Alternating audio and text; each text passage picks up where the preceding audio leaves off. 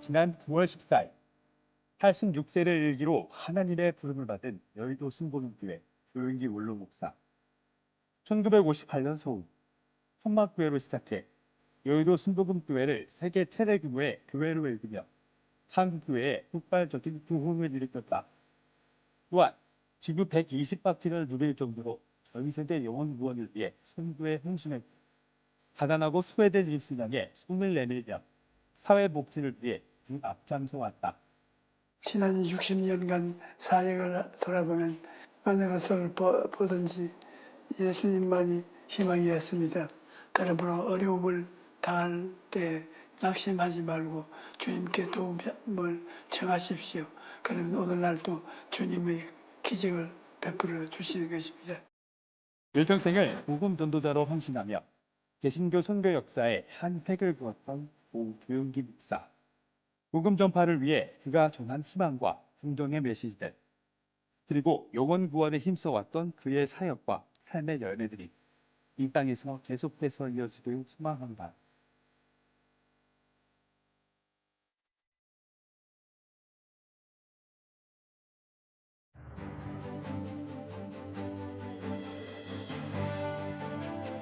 안녕하십니까. 한국교회를 논하다 진행을 맡은 박종구 목사입니다. 여의도 순복음교회 조용기 원로 목사님께서 지난 9월 14일 86세를 일기로 하나님의 부름을 받았습니다. 여의도 순복음교회를 설립해서 한국교회의 부흥과 세계교회 성장을 주도하며 개신교 선교 역사에 큰 획을 그었던 고 조용기 목사님은 20세기를 빛낸 위대한 복음 전도자로 평가받고 있습니다. 그래서 오늘 한국교회를 논하다에서는 한국교회의 거목이시자 세계교회의 위대한 복음 전도자였던 고 조용기 목사님을 추모하기 위해 고인의 사역과 삶에 대한 이야기들을 세 분의 원로 목회자님들을 모시고 특별한 시간을 마련했습니다. 먼저 오늘 함께 해주실 출연자분들을 소개해 드리겠습니다. 충신교회 원로 목사이신 박종순 목사님 나오셨습니다. 어서 오십시오. 감사합니다. 인천 순복음교회 원로 목사이신 최성규 목사님 나오셨습니다. 네, 어서 감사합니다. 오십시오. 경동교회 원로 목사이신 박종화 목사님 나와 주셨습니다. 어서 오십시오. 반갑습니다. 예, 조용기 목사님의 참 갑작스러운 소천 소식을 듣고 마음이 남다르셨을 것이라 이런 생각이 듭니다. 떠나보내시면서 들었던 그 솔직한 마음들을 먼저 좀 나눠주었으면 합니다. 또 더불어 같은 시대에 함께 목회자의 길을 걸어왔던 조용기 목사님은 어떤 분이셨는지에 대한 그 소감도 좀 말씀해 주십시오. 먼저 박종순 목사님 말씀 부탁드립니다. 네, 조 목사님이 먼저 가셨습니다. 아쉽고 섭섭하고 아까운 마음이 너무 간절합니다. 조 목사님들 뵐 때마다 너무 솔직하시고 너무 겸손하시고 꾸밈이 없으세요. 자기를 과대 포장하는 사람들이 많은데 그런 게 없으시더라고요. 상대를 편안하게 해주고 또 같은 레벨에서 얘기를 나눠주시려고 노력을 하시고 또 다 빨라요. 설교도 빠르고 말씀도 빠르고 한번 식사를 하면 단둘이 한 일이 있었거든요. 저는 네 숟갈 떠는데 잡수고 숟갈을 놓더라고요. 그렇게 빨리 잡수면 그러더니 일을 해야 되니까 빨리 먹어야 된다고. 그냥 모든 게 다 빠르셔요. 행동도 빠르고 말도 빠르시고 결단도 빠르시고 참 아까운 분이 세상을 먼저 떠나셨습니다. 네, 최성규 목사님 이어서. 네, 저는 다른 분들과 조금 관계가 다를 것 같아요. 예. 저는 예수를 늦게 믿었는데 구원 늦둥이, 목회 늦둥이 이러는데 그분 설교로 예수를 영접해서 구원을 받았고 그분의 교육으로 제가 이제 목회자가 되었고 사실 그분의 후원으로 제가 인천 순복음교회, 여의도 순복음교회 지교회가 되고 초대 담임 목사가 되었기 때문에 그래서 저는 항상 그분과 관계 속에서 조영기 목사님 나의 영적 아버지, 또 조영기 목사님은 또 나의 영원한 멘토 스승, 또 나에게 영원한 후원자 이렇게 살고 왔는데 더 잘 모셔야 되겠다 그랬는데 저렇게 빨리 가실지 몰랐고요. 예. 그 소식을 듣고 저는 솔직하게 하늘이 무너지는 것 같았고 내가 정말 잘 모셔야 될 스승이고 아버지인데 잘 못 모셔서 내가 불효자가 되었구나. 그래서 하늘이 무너지는 것처럼 아팠다. 이렇게 표현해보고 싶습니다. 예. 이어서 박종화 목사님 말씀해 주세요. 네, 저는 조 목사님을 오래전부터 뵌 게 아니고 아마 90년대 이후 이 목사님을 뵙고 교류했던 것 같아요. 그러니까 조 목사님의 젊은 시절 얘기는 객관적으로 들었고 듣는 걸로 조 목사님 많았고 90년대 이후에 와서는 이제 가까이 하면서 아주 가까이서 목사님을 알게 됐는데 여러 가지 얘기가 있습니다만 제가 느낌 속에는 이런 고백을 할 수 있을 것 같아요. 역시 조 목사님은 폭이 넓었다. 굉장히 폭이 넓었습니다. 폭이 넓고 폭이 넓은 사람 치고는 또 굉장히 온순하셨어요. 그리고 온순하고 폭은 넓은데 또 굉장히 이 집념이 강하셨는데 무슨 집념이냐면 제가 느낀 집념은 세계 복음화라고 하는 거대한 세계 무대를 놓고 그 복음을 전해야 된다. 모든 걸 뛰어넘어서 전해야 된다고 하는 그 힘이 너무 강했습니다. 그래서 지금 제가 목사님 가셨는데 이런 말을 할 수 있을지 모르겠습니다. 조 목사님은 우리를 떠나셨다. 사실인데. 그런데 우리는 그분을 보내지 않았다. 그 말은 그분의 그 폭과 넓기와 높이 이런 것들이 아직 우리한테 남아서 더 발전하고 계속해야 되겠다. 뭐 이런 생각을 제가 목사님 보내면서 느꼈습니다. 예. 조영기 목사님께서는 희망과 긍정, 이런 용기의 복음, 그런 영성을 강조하신 목사님으로 우리가 기억되고 있습니다. 이 나라와 또 한국 교회에 너무나도 큰 영향을 끼치셨지요. 소속 교단에서도 조영기 목사님의 목회에 대한 다양한 연구가 진행되고 있다고 들었는데요. 특별히 조영기 목사님의 영성과 신학에 대해서 참 어떻게 우리가 좀 접근할 수 있을지 최성규 목사님 좀 먼저 언급해 주세요. 네.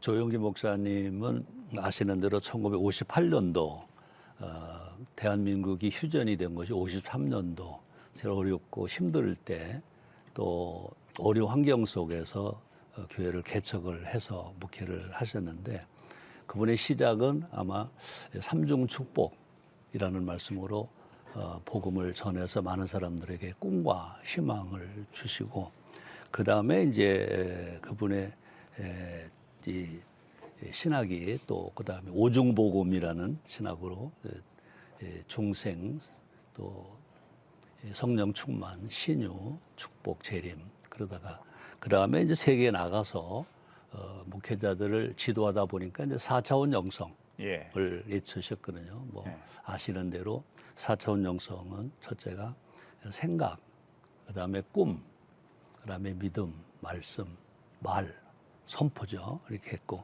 그 다음에 이제 그분이 7대 신앙을 또 전했어요. 근데 7대 신앙을 전한 것은 많이 잘 알려져 있지 않았는데 그 7대 신앙 중에 마지막이 나눠주는 신앙이거든요. 나눠주는 신앙. 그 나눠주는 신앙에서 사실은 그때 그분이 심장병 어린이를 치료해 주는 거라든지 나눔 봉사를 그때 많이 했고 그렇게 했을 때 이제 그분이 처음에는 이제 삼중 축복이라고 그랬거든요. 요한삼서 2절 말씀을 가지고 영혼이 잘 때는 축복, 범사가 잘 때는 축복, 강건한 축복 그러는데 그거를 삼박자 축복 그러다가 삼중 축복 그러다가 그것을 이제 삼중 구원, 전인 구원 이렇게 해서 복음을 전했었는데 그것들이 이제 우리가 그것을 그 제자들이 잘 전해 드렸어야 되는데 그동안 못했어요. 근데 사실은 이제 한 몇 달 전부터 돌아가시기 몇 달 전부터 제자들 중에 우리가 이것을 전하는 그 학문 또 연구소를 만들어야 되지 않느냐 이러는 중에 갑자기 돌아가셨어요. 그래서 그분이 가지고 있는 신학을 제가 잠깐 얘기하면 그렇게 한번 나눠보고 싶습니다. 예, 박종선 목사님 또 목회 분야 쪽을 좀 해고해 주세요. 뭐 신앙 얘기를 하셨습니다만은 그 조 목사님의 신앙은 독특해요.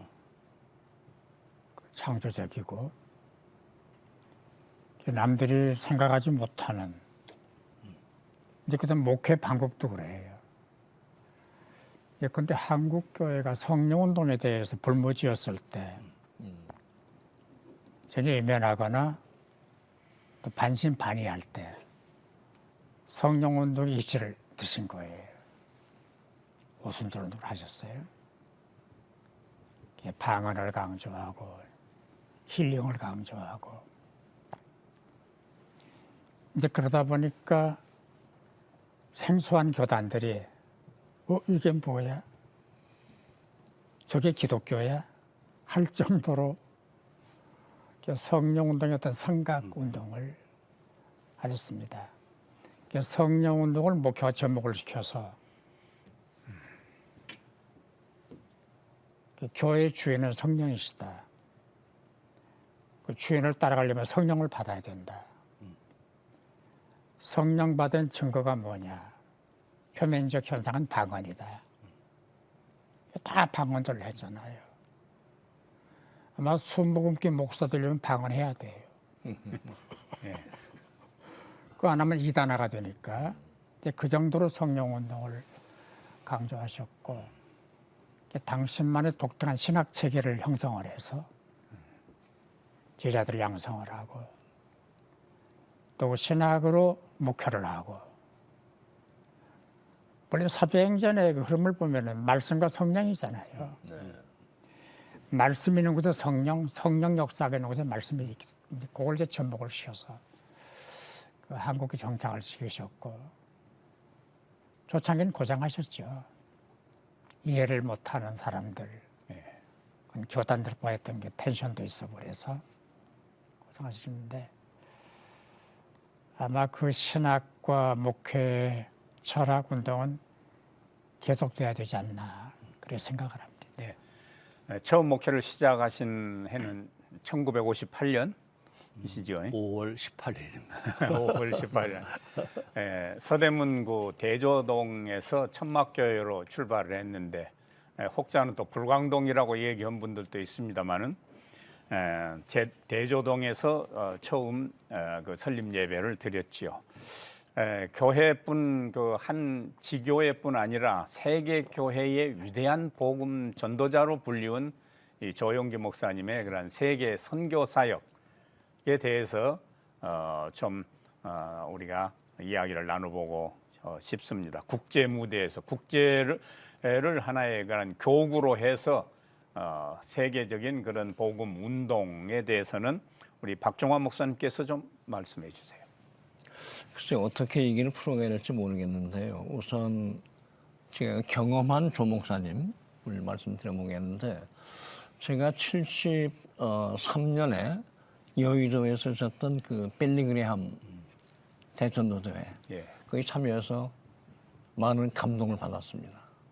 그리고 제가 76년에 독일에 이제 그 선교사로 갔었는데 그때 76년 때 슈투트가트라는 공성운동장에서 그 빌리그레함 목사가 왔어서 설교를 했어요.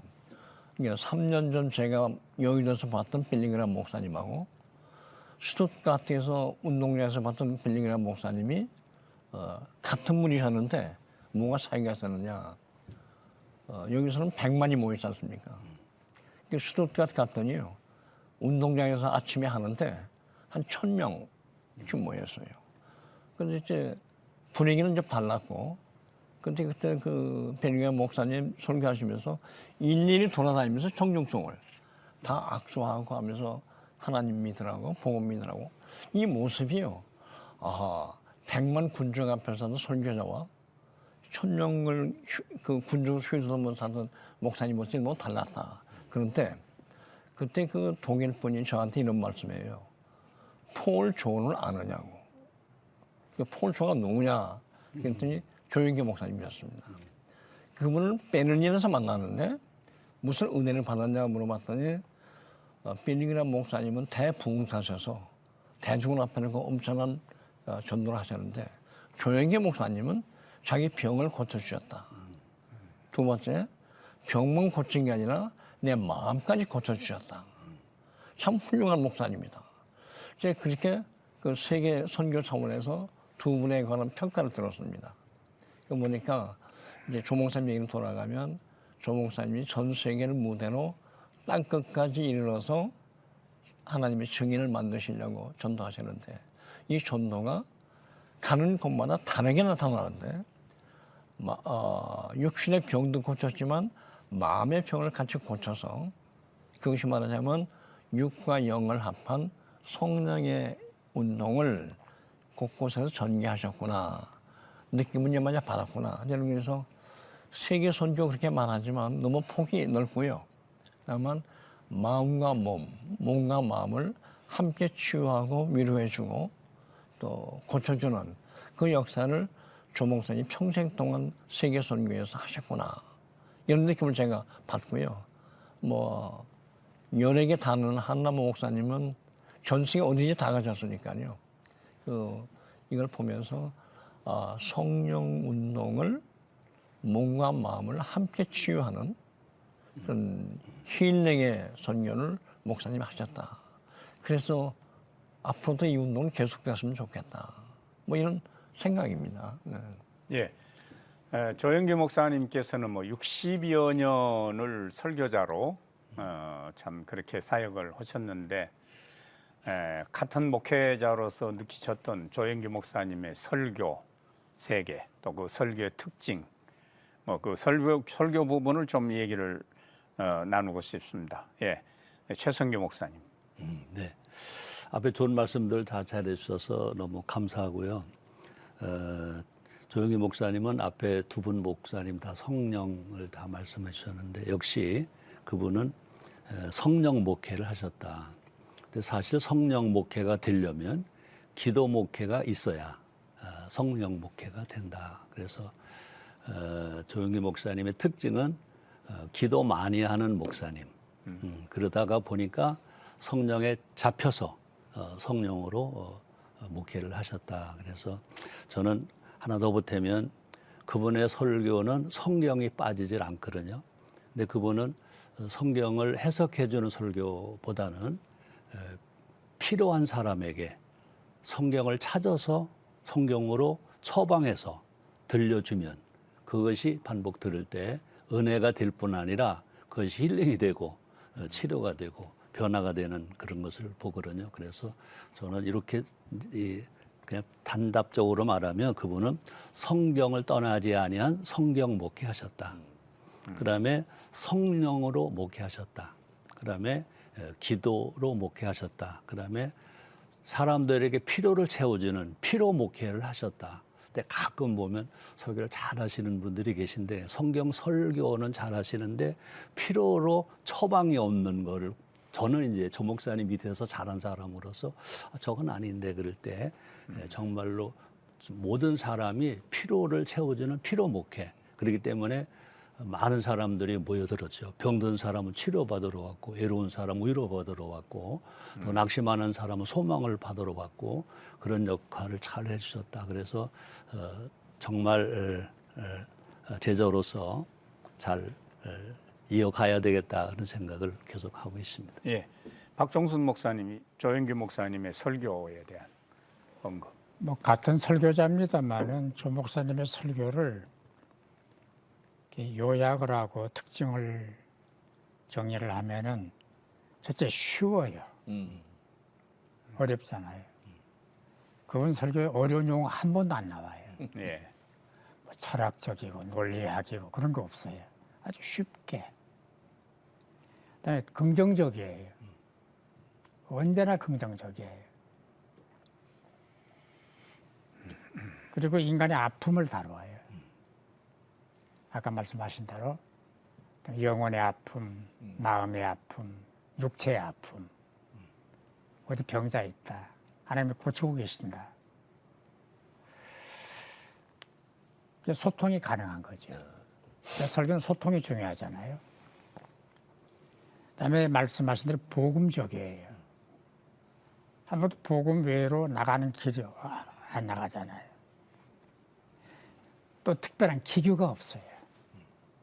요즘에 설교자들 기교 부르는 사람 많아요. 자기를 드러내고 자기를 과시하고 뭐 꾸밈을 갖고 나오고 맞아 설교단이 자기 무대인 줄 아는 사람들이 있거든요. 그런 게 없어요. 아주 담백한 설교를 하고 계시고 그리고 말씀드렸던 대로 말이 빨라 설교가 빨라요. 근데 최 목사님이 그 흉내내면 설교가 안 됩니다. 아무도 그분의 설교를 흉내낼 수가 없어요. 흉내내면 안 돼. 흉내를 내도 안 되고 낼 수도 없고. 근데 전달이 돼요. 그렇게 빠른데도 전달이 되는 거예요. 전달 설교를 들을 때마다 좀 독특한 설교를 하고 계신다. 감동을 받곤 했죠. 예, 조영기 목사님은 참 세계적으로도 큰 영향력을 행사하셨고 또 뭐 단일 교회로서는 세계 최대의 교회로 성장한 거 여의도 순복음 교회가 있지 않습니까? 그래서 여의도 순복음 교회를 중심으로 조영기 목사님의 목회 철학 또는 교회 운영 시스템 뭐 이런 것을 좀 우리 박종환 목사님께서 한번 좀 짚어주시죠. 저는 그분의 그 여의도 순복음교회 목회 현장에 관해서는 제가 반밖에 모르고요. 예, 우리 그분이 끼친 영향을 순복음교회 밖에 있는 사람들은 어떻게 받았을까? 이것도 좋은 이제 선교적 목회가 아닌가 싶은데요. 참고로 얘기 드리겠습니다. 1995년도에 제가 보기에는 굉장한 사건이 하나 있었습니다. 그 뭐냐면 아마 우리 시청자분들도 아실 텐데 에큐메니칼 진영에서 다 아시는 몰트만이라는 그 독일 교수가 있습니다. 예, 조영규 목사님하고 몰트만 교수하고요. 95년에 제가 좀 역할을 좀 했습니다만 두 분이 첫 만남을 가졌습니다. 대화모임입니다. 거기서 사건이 무슨 사건이냐면 조 목사님과 몰트만 교수 사이에 하나의 성령운동파와 또 신학자 사이인데 대화가 어떻게 됐냐면 성령을 어떻게 경험했나가 출발이었습니다. 조 목사님은 나는 폐병에 걸려서 죽을 몸이었는데 관에서 건진받고 살아나왔다. 치유의 경험.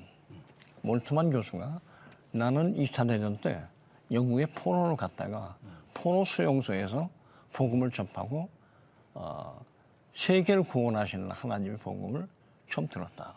예, 몰트만 교수는 전쟁 참화에서 성령의 역사를 만났고 신학을 공부하게 됐고 조영규 목사님은 폐병 걸려서 관에서 고침받아서 성령의 역사를 받고 목회자 됐다.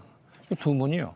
성령의 경험을 한 분은 영혼 구원의 육신 구원의 측면에서 또 한 분은 사회적 세계적 구원의 차원에서 성령 역사를 받았다. 두 분이요. 돌아가시기 전까지 교류하셨습니다. 중요한 건 뭐냐니까 두 분이 서로 주고받았다고 생각을 하는데 뭐냐면 몰트만 교수는 조 목사님한테 영혼 구원이 중요하지만 동시에 환경, 사회 이 모든 하나님의 피조물 전체 구원이 중요하다 하는 걸 조 목사님이 받으셔서 자기한테 감사 편지를 썼다. 근데 몰트만 또 조 목사님으로부터 그 심오한 영혼 구원과 치유의 능력이 얼마나 인간을 치유하고 구원해 주는지 이걸 받았다. 두 분 사이에는요, 요약하자면 성령의 은사 체험을 통해서 동시에 대화를 통해서 우리는 성령 안에서 하나입니다. 이런 경험을 마지막까지 두 분이 고백하는 걸 제가 들었습니다. 그래서 이런 면에서 보면 말하자면 조 목사님은 신학자와 함께 신학적 목회를 성령론을 중심하셨다. 또 딴 쪽에서는 조 목사님에게 성령의 은사 설교자만이 아니라 그분을 통해서 인간 치유 또 세계 치유의 이런 설교를 터득하셨다. 저는 이것이 좀 매우 기쁜 말이고 이걸 제가 조 목사님이 세상 떠나시기 얼마 전까지 모임에서 이런 일을 서로 나누는데 그렇게 고마워하셨고 좋아하셨습니다. 그래서 조 목사님 돌아가시고 나서 몰트만 교수하고 통화를 했더니 이분 하는 말이 조 목사님 한나라에 가서 서로 만나서 성령의 신앙에 관해서 다시 얘기할 수 있는 기회가 있으면 좋겠다. 이런 얘기를 유가족에게 전해달라. 우리가 뭐 그런 얘기 할 필요 없고 근데 객관적으로는 그래요. 글 쓰시고 나도 그 봤어요. 네, 몰트만 조용기 예. 대화가 안 됩니다. 예. 객관적으로는. 근데 두 분이 말하기 심오한 대화를 나눴다. 예. 주제는 성령이었다. 그렇죠. 예, 맞아요. 대단한 사건이죠. 사건이죠. 그 박종화 목사님께 질문을 드리고 싶은 건 몰트만의 그 희망의 신학과 조영기 목사님의 희망의 목회에 어떤 서로의 공통점 또는 어떤 상이점을 간단하게 좀 짚을 수 있을지 모르겠어요. 조 목사님이 그 몰트만과 처음 대화를 할 때 제시한 게 있습니다. 나는 당신의 희망의 신학을 읽었다. 예. 그러니까 자기는 희망 목회를 늘 생각하고 있는데 당신은 어떻게 해서 희망 신학을 썼냐? 근데 몰트만 답이 자기는 희망을 성경에서 찾아냈다. 성경에 써 있는 십자가와 부활의 희망이 내가 말하는 희망 신앙의 요체다. 그럼 조 목사님한테 이제 몰트만이 하는 말입니다. 그럼 당신은 십자가 은총을 구원의 은총을 굉장히 강조하시는데 부활의 은총을 조금 더 강조할 수 없느냐 이렇게 말씀하셨고 조영기 목사님은 맞다. 십자가는 구원의 온상이지만 그것이 증명된 것은 부활을 통해서 입증이 됐다. 그래서 내가 말하는 희망은 십자가를 통한 부활의 희망이다. 이렇게 해서 서로 얘기가 되는데 저는 생각이 뭐냐니까 성령의 능력은 십자가 구원의 은총을 통해서 부활의 희망으로 연결되는 맞으면 희망이 맞으면 두 분 사이의 대화만이 아니라 앞으로 우리 세대와 오는 세대 또 믿는 자와 믿지 않는 자 우리나라와 다른 나라 모든 것을 공동으로 추구할 수 있는 게 뭐냐면 희망이다. 희망의 원리요. 희망의 신앙이요. 희망의 신앙. 희망의 테마가 저는 앞으로 우리가 취해야 할 좋은 테마고 그걸 유산으로 조 목사님은 남겨주셨다. 그런 생각이 드네요. 예. 네. 돌이켜보면 우리가 지나온 60년대, 70년대는 참 우리 사회가 여러 가지로 참 어려운 시기였지요. 민주화로 가는 공간 또는 이제 산업화를 이루어야 되는 또 경제 성장을 이루어야 되는 그런 공간 속에서 조영기 목사님의 사역은 너무나도 참 여러 분야에 큰 영향을 끼쳤습니다. 조영기 목사님의 사역이 한 시대적으로 어떤 의미를 갖고 있다고 우리가 객관적으로 볼 수 있을지 박종순 목사님 좀 언급해 주세요. 뭐 지구를 120바퀴 돌으셨다니까 그건 한국 목회자가 아니고 글로벌 목회자예요. 예. 65년 동안 사역을 하셨고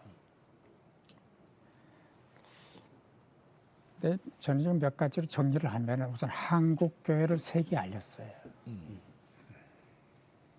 폴 조가 아니고 데이비드 조가 아니고 한국 교회가 어떤 교회인가를 전 세계에 알린 거예요. 그리고 말씀드렸던 대로 성령운동의 기폭제를 던지신 거예요. 지금은 성령을 부인하거나 성령운동을 배제하는 교단이 없잖아요. 또 성경적이고 그게. 그다음에 하나님의 성회 교단을 굴지의 교단으로 만드셨어요. 도시마다 대형 교회들이 다 있잖아요. 그 동기부여는 조 목사님이 하신 거거든요.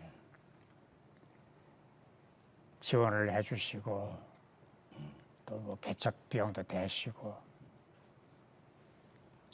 그리고 교회 성장이라고 하는 그 프레임을 딱 만들어줘서 교회는 성장해야 된다. 왜 성장 못하는가? 성장한 교회는 무엇을 해야 되는가를 보여주신 모범적 목표를 하셨고, 이제 그런 어떤 그 목표자로서의 정신과 철학이 한 세대를 이끈 거죠. 높이 평가를 합니다. 예.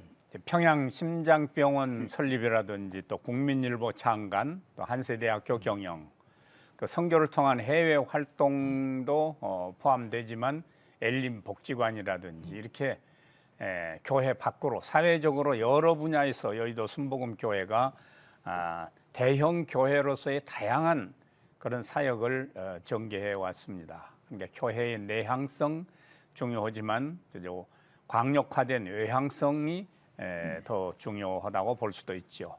단일 교회로는 최대 교회로서 부흥한 여의도 순복음교회가 사회적으로도 영향력이 컸던 만큼 이 사회적 공헌도에 대해서 좀 우리가 어떻게 좀 평가할 수 있을지 박종화 목사님. 저는 그 여러 가지가 있겠습니다만 그 중에서 제가 조금 개인적으로 관여하고 있으니까 말씀드리면 우리 박 목사님도 관여하셨고 여의도 순복음교회가 제일 큰 교회지만 한국에서 소위 언론을 통한 선교 여기에 큰 획을 그으셨다. 맞으면 국민일보라는 신문이 있는데요.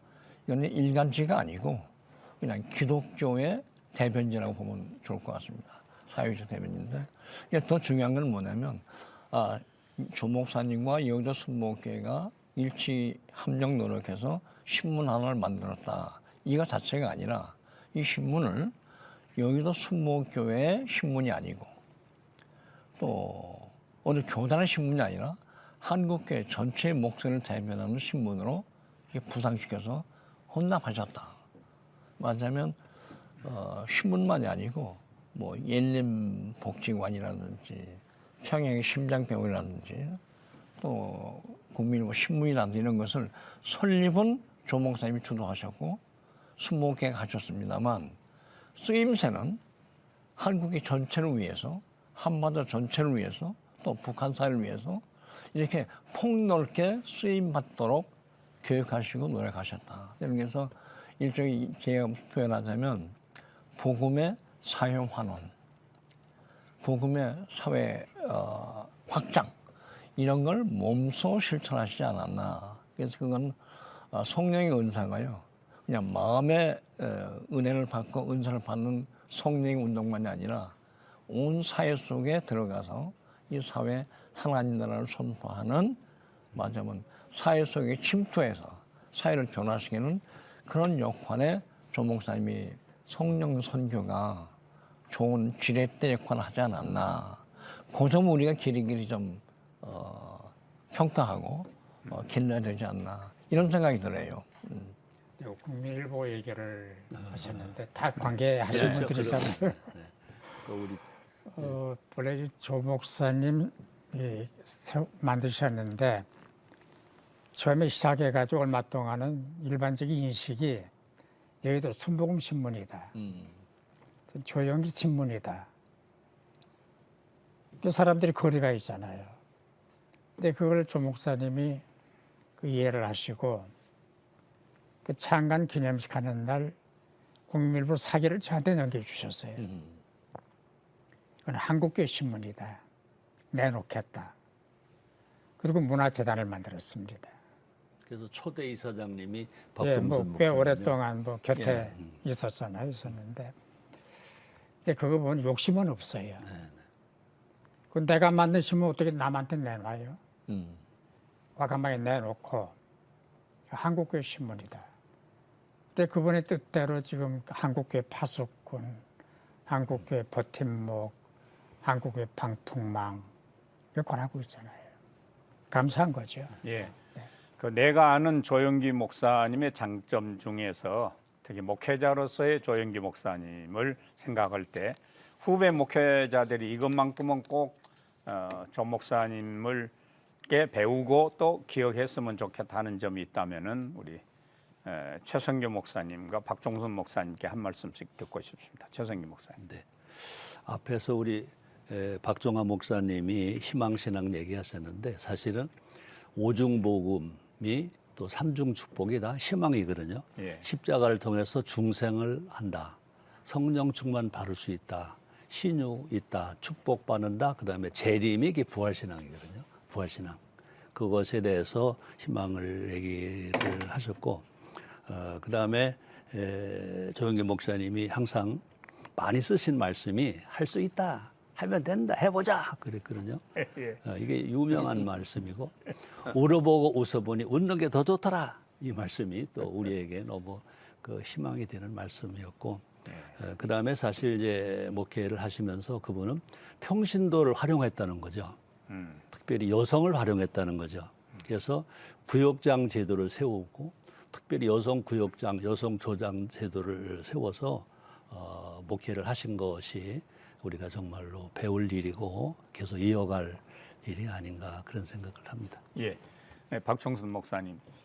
뭐 배우고 닮을 게 한두 가지겠습니까? 많은 예. 한 두세 가지로 정리를 하면 첫째 경청입니다. 말을 들어라. 잘 들으셔요. 그렇습니다. 대화할 때 딴 데 안 바라보셔요. 경청을 하셔요. 경청이 소통의 그 다리잖아요. 두 번째는 균형입니다. 말씀과 성령, 성령과 말씀의 균형. 목사들이 배워야 돼요. 치우치면 안 되잖아요. 그다음에 하나는 후배 양성이에요. 많은 사람을 키우셨습니다. 최순교 목사님을 키웠습니다. 그래, 정말입니다. 딱 거목들이 그럼요. 질비하잖아요. 그분이 키운 나무들이 자라서 거목이 됐고 또 그 거목들이 그늘이 돼서 덮어주고 울타리가 돼주고 사람을 키우셨다. 그걸 배우자 하는 얘기를 들을 수가 있습니다. 예. 참 벌써 마무리할 시간이 다 되었는데요. 조용기 목사님에 대한 그 삶과 사역을 우리가 조명하고자 할 때는 조용기 목사님께서 500여 권의 저서를 또 남기셨습니다. 예, 성령론이라든지 병을 짊어지신 예수님, 4차원 영성을 비롯해서 그러한 그 저서를 통해서도 우리가 접근할 수 있으리라 생각되고 오늘 시간이 없어서 우리가 다루지 못했습니다만 4차원 영성 신학 부분도 다른 기회에 우리가 좀 더 조명할 수 있으리라 생각됩니다. 끝으로 조영기 목사님 우리가 이게 추모하면서 이 시간에 또 다 하지 못한 말씀 있으시면은 1분씩만 시간을 드리겠습니다. 최선교 목사님. 고맙습니다. 감사합니다. 그 말은 꼭 하고 싶고요. 또 걱정하지 마세요. 제자들이 있잖아요. 또 이렇게 좋으신 많은 목사님들이 또 언론 매체나 방송기관에서 조 목사님 가신 것을 추모하면서 많은 프로그램들을 내놓으시고 또 글들을 내놓으시는 것을 볼 때 정말 살아계실 때는 욕도 좀 먹으셨지만 이제 돌아가신 후에 모두가 세계가 이렇게 다 추앙하고 있고 따라가려고 하고 있잖아요. 라고 말씀을 드리고 싶습니다. 예. 박종화 목사님. 예, 저는 딱 한 가지만 말씀드리고 싶은데 조 목사님이 남긴 거 예. 뭘까? 지금 우리 대화에서도 나왔습니다만 정리해 보니까 조 목사님은 그렇게 큰일 하셔놓고 자기 개인적으로 취한 게 없어요. 예. 말하자면 사회 환원, 교회 환원, 세상 환원을 통해서 다 내놓으셨다.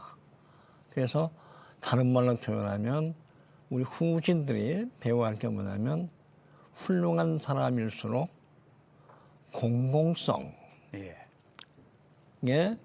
노력을 했으면 좋겠다.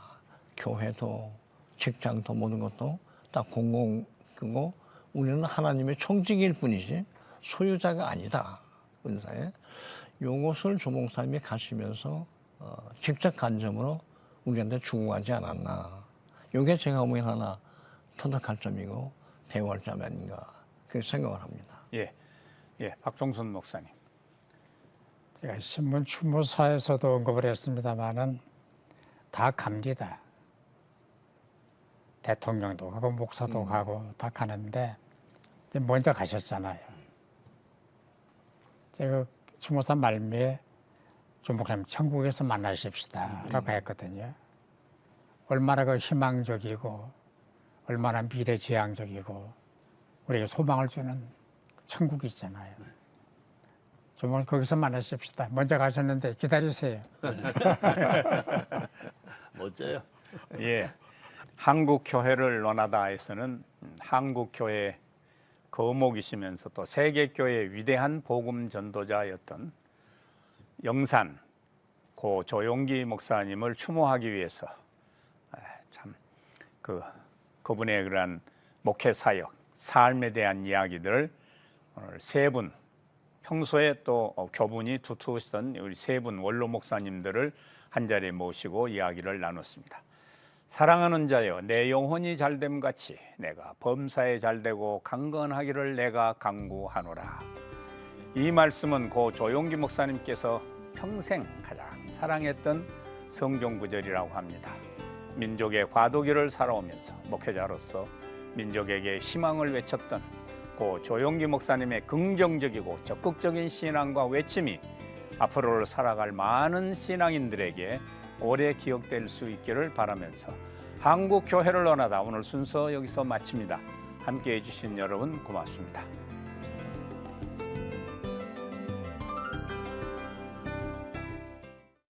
이 프로그램은 여러분의 미디어 선교 후원으로 제작되었습니다. 선교는 사명, 후원은 동역. 당신도 복음을 전할 수 있습니다. 선교 후원 02-6333-1003번.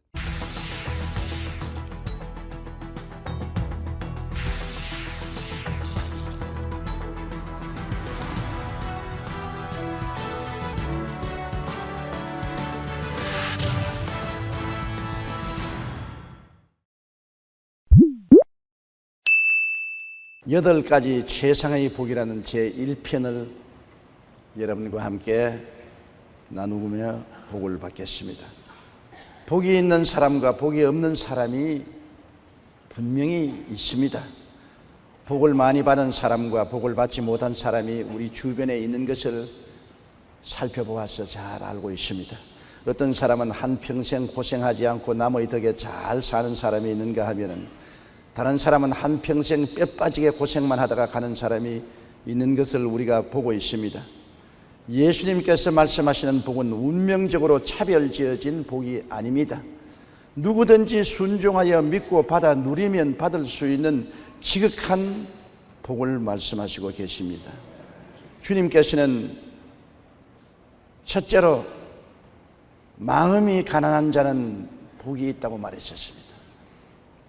그 복은 천국을 소유하는 복인 것입니다. 천국은 죽어서 올라가는 것만 천국이 아니라 이 땅에 살아있을 동안에 마음속에 천국을 누리게 된다는 것입니다. 믿음, 소망, 사랑의 평강, 희락의 놀라운 은총이 마음속에 강물처럼 넘칠거릴 수 있다는 것입니다.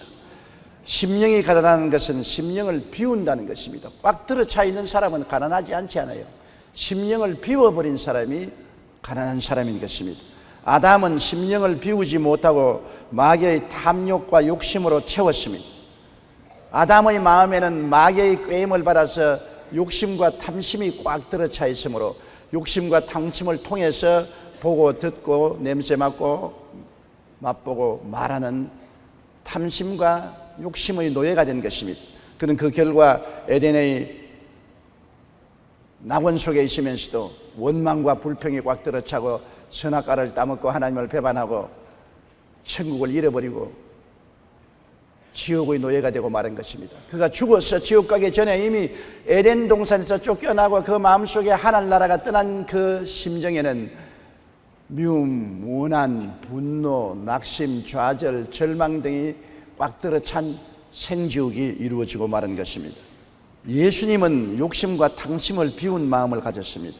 마귀가 아무리 탐욕을 발동시켜 유혹하려고 해도 예수님은 요지부동이었었습니다. 왜냐하면 예수님은 마음속에 욕심과 탐심이 없기 때문에 아무리 마귀가 노크를 해도 문이 열리지 않습니다.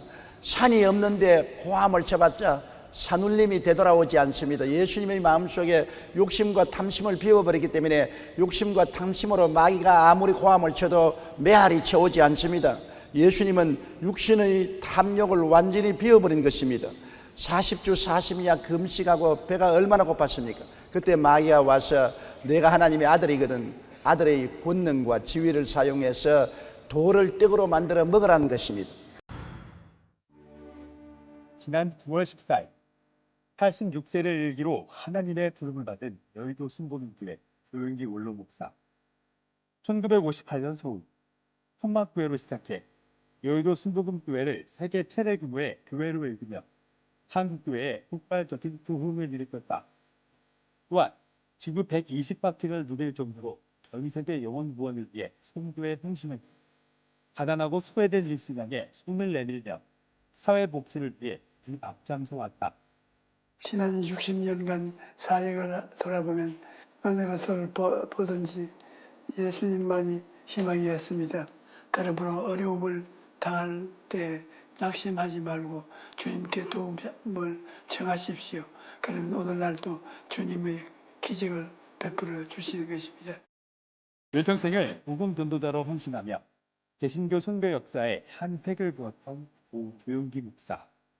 복음 전파를 위해 그가 전한 희망과 긍정의 메시지들, 그리고 영혼 구원에 힘써왔던 그의 사역과 삶의 열매들이 이 땅에서 계속해서 이어지고 소망하는 바.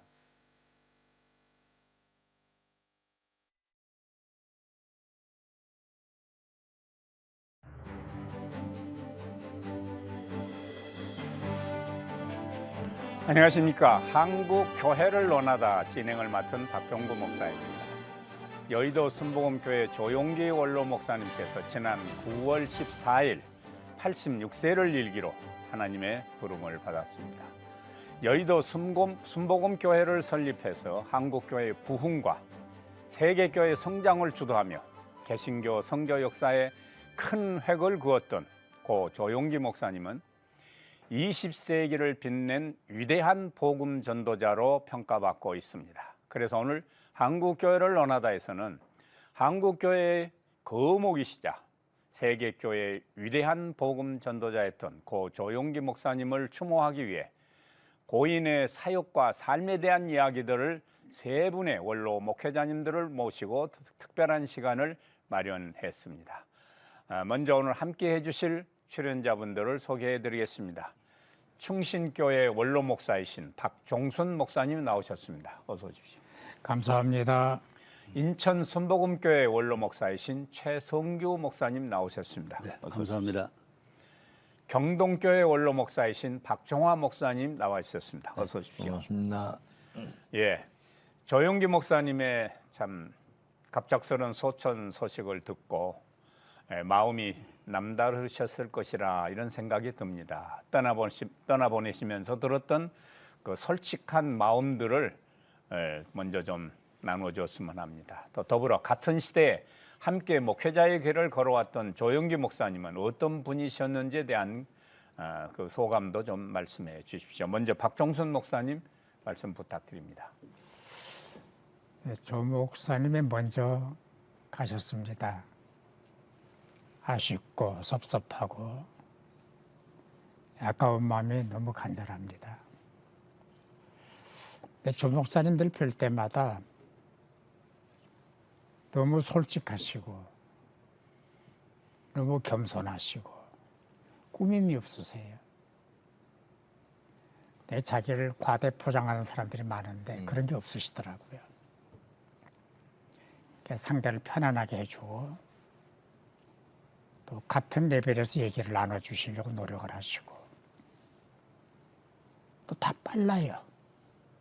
설교도 빠르고 말씀도 빠르고 한번 식사를 하면 같이 단둘이 한 일이 있었거든요. 저는 4숟갈 떠는데 숟갈을 놓더라고요. 그 이렇게 빨리 잡수면 그러더니 일을 해야 되니까 빨리 먹어야 된다고. 그냥 모든 게 다 빠르셔요. 행동도 빠르고 말도 빠르시고 결단도 빠르시고 참 아까운 분이 세상을 먼저 떠나셨습니다. 예, 최성규 목사님 이어서. 네. 저는 다른 분들과 조금 관계가 다를 것 같아요. 예. 저는 예수를 늦게 믿었는데 구원 늦둥이, 목회 늦둥이 이러는데 그분 설교로 예수를 영접해서 구원을 받았고 그분의 교육으로 제가 이제 목회자가 되었고 사실 그분의 후원으로 제가 인천 순복음교회, 여의도 순복음교회 지교회가 되고 초대 담임 목사가 되었기 때문에 그래서 저는 항상 그분과 관계 속에서 조영기 목사님 나의 영적 아버지, 또 조영기 목사님은 또 나의 영원한 멘토 스승, 또 나에게 영원한 후원자 이렇게 살고 왔는데 더 잘 모셔야 되겠다 그랬는데 저렇게 빨리 가실지 몰랐고요. 예. 그 소식을 듣고 저는 솔직하게 하늘이 무너지는 것 같았고 내가 정말 잘 모셔야 될 스승이고 아버지인데 잘 못 모셔서 내가 불효자가 되었구나. 그래서 하늘이 무너지는 것처럼 아팠다. 이렇게 표현해보고 싶습니다. 예. 이어서 박종환 목사님 말씀해 주세요. 네, 저는 조 목사님을 오래전부터 뵌 게 아니고 아마 90년대 이후에 목사님은 뵙고 교류했던 것 같아요. 그러니까 조 목사님의 젊은 시절 얘기는 객관적으로 들었고 듣는 걸로서 조 목사님 많았고 90년대 이후에 와서는 이제 가까이 하면서 아주 가까이서 목사님을 알게 됐는데 여러 가지 얘기가 있습니다만 제가 느낌 속에는 이런 고백을 할 수 있을 것 같아요. 역시 조 목사님은 폭이 넓었다. 굉장히 폭이 넓었습니다. 폭이 넓고 폭이 넓은 사람 치고는 또 굉장히 온순하셨어요. 그리고 온순하고 폭은 넓은데 또 굉장히 이 집념이 강하셨는데 무슨 집념이냐면 제가 느낀 집념은 세계 복음화라고 하는 거대한 세계 무대를 놓고 그 복음을 전해야 된다. 모든 걸 뛰어넘어서 전해야 된다고 하는 그 힘이 너무 강했습니다. 그래서 지금 제가 목사님 가셨는데 이런 말을 할 수 있을지 모르겠습니다. 조 목사님은 우리를 떠나셨다. 사실은. 그런데 우리는 그분을 보내지 않았다.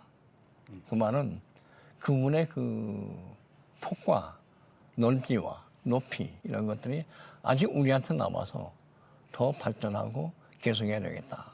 뭐 이런 생각을 제가 목사님 보내면서 느꼈습니다. 예. 조영기 목사님께서는 희망과 긍정, 이런 용기의 복음, 그런 영성을 강조하신 목사님으로 우리가 기억되고 있습니다.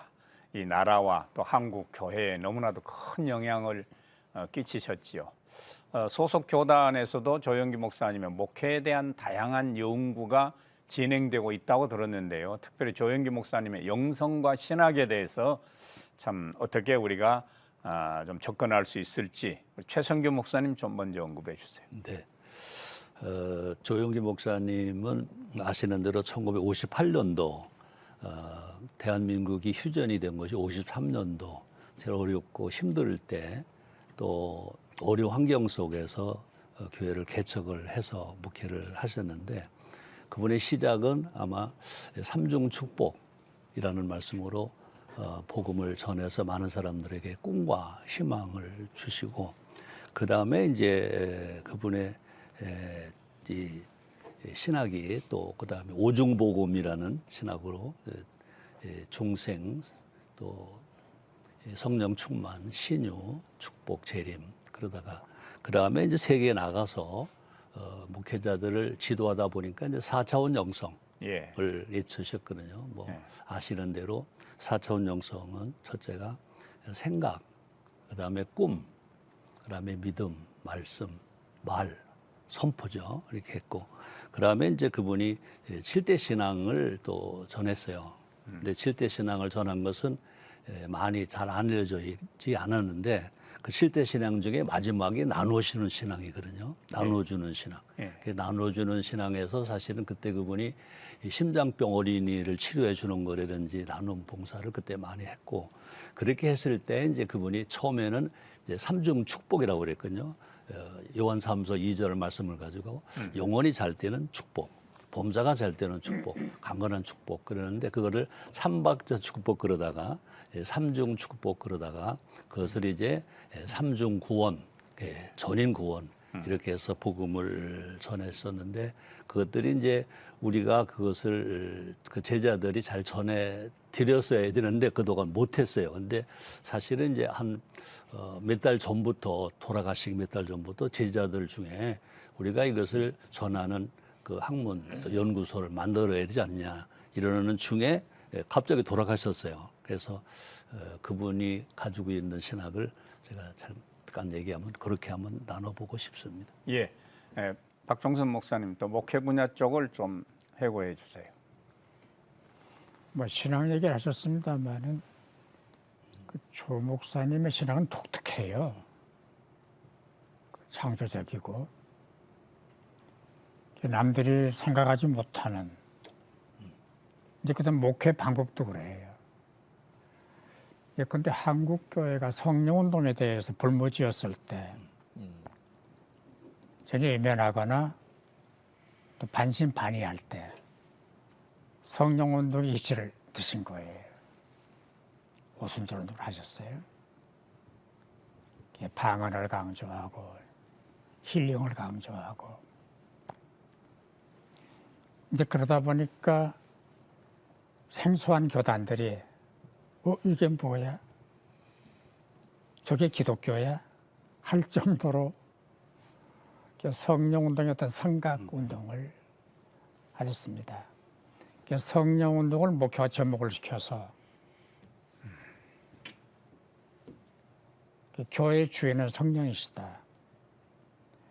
그 주인을 따라가려면 성령을 받아야 된다. 성령 받은 증거가 뭐냐? 표면적 현상은 방언이다. 다 방언들을 했잖아요. 아마 숨머금기 목사 되려면 방언해야 돼요. 예. 그거 안 하면 이단화가 되니까 이제 그 정도로 성령운동을 강조하셨고 당신만의 독특한 신학 체계를 형성을 해서 제자들을 양성을 하고 또 신학으로 목회를 하고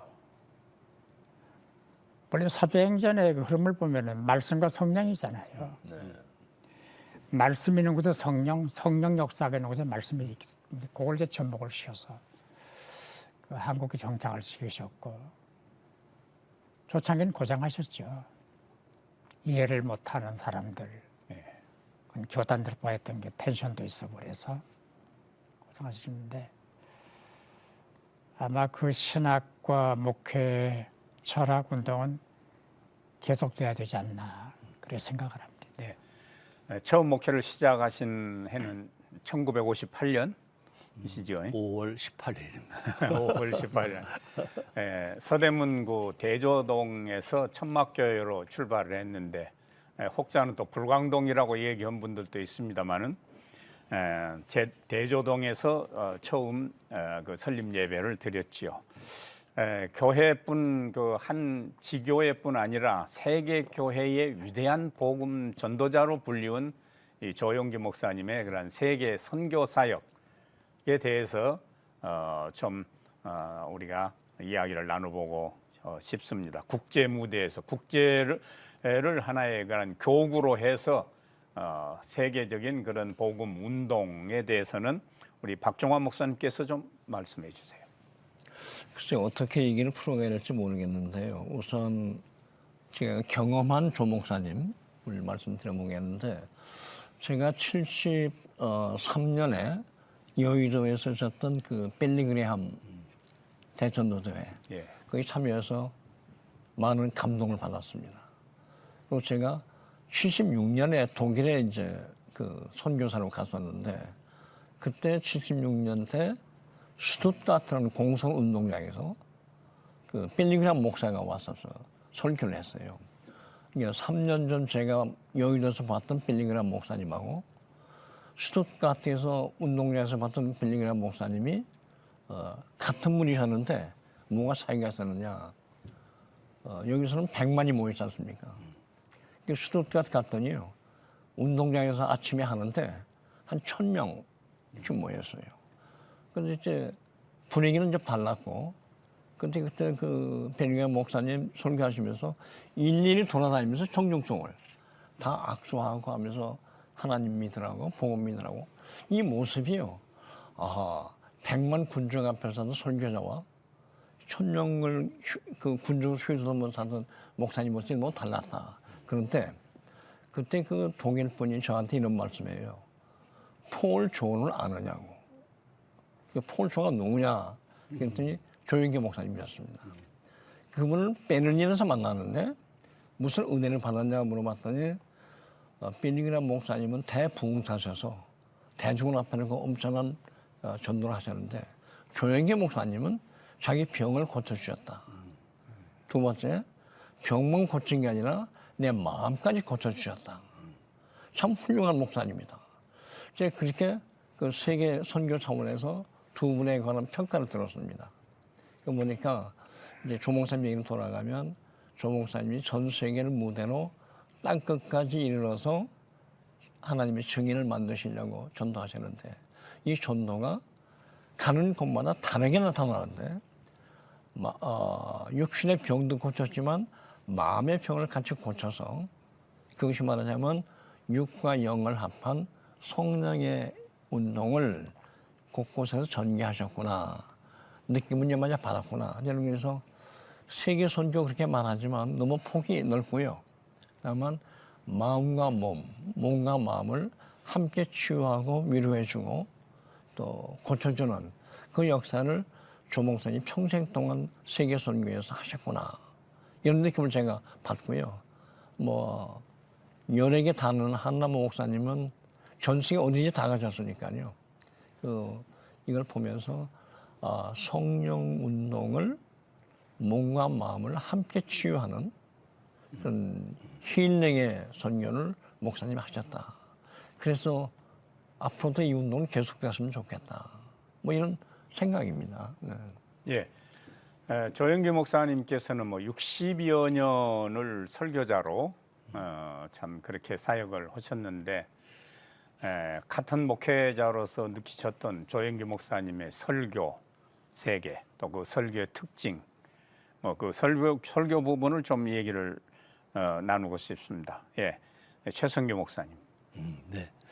앞에 좋은 말씀들 다 잘해주셔서 너무 감사하고요. 조영기 목사님은 앞에 두 분 목사님 다 성령을 다 말씀해 주셨는데 역시 그분은 성령 목회를 하셨다.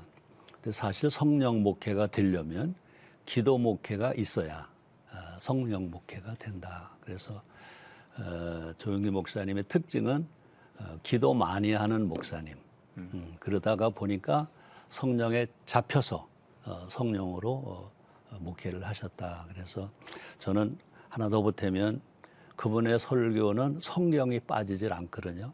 근데 그분은 성경을 해석해 주는 설교보다는 필요한 사람에게 성경을 찾아서 성경으로 처방해서 들려주면 그것이 반복 들을 때 은혜가 될 뿐 아니라 그것이 힐링이 되고 치료가 되고 변화가 되는 그런 것을 보거든요. 그래서 저는 이렇게 그냥 단답적으로 말하면 그분은 성경을 떠나지 아니한 성경 목회하셨다.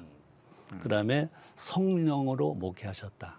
그다음에 기도로 목회하셨다. 그다음에 사람들에게 필요를 채워주는 필요 목회를 하셨다. 근데 가끔 보면 설교를 잘 하시는 분들이 계신데 성경 설교는 잘 하시는데 필요로 처방이 없는 거를 저는 이제 조 목사님 밑에서 자란 사람으로서 저건 아닌데 그럴 때 정말로 모든 사람이 필요를 채워주는 필요 목회. 그렇기 때문에 많은 사람들이 모여들었죠. 병든 사람은 치료받으러 왔고 외로운 사람은 위로받으러 왔고 또 낙심하는 사람은 소망을 받으러 왔고 그런 역할을 잘 해주셨다. 그래서 정말 제자로서 잘 이어가야 되겠다 그런 생각을 계속 하고 있습니다. 예, 박종순 목사님이 조영기 목사님의 설교에 대한 언급. 뭐 같은 설교자입니다만은 조 목사님의 설교를 이렇게 요약을 하고 특징을 정리를 하면은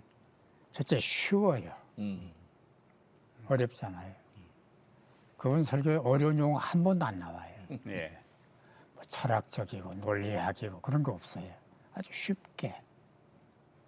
그다음에 긍정적이에요. 언제나 긍정적이에요. 그리고 인간의 아픔을 다루어요. 아까 말씀하신 대로 영혼의 아픔, 마음의 아픔, 육체의 아픔. 어디 병자 있다. 하나님이 고치고 계신다. 소통이 가능한 거죠. 설교는 소통이 중요하잖아요. 그다음에 말씀하신 대로 복음적이에요.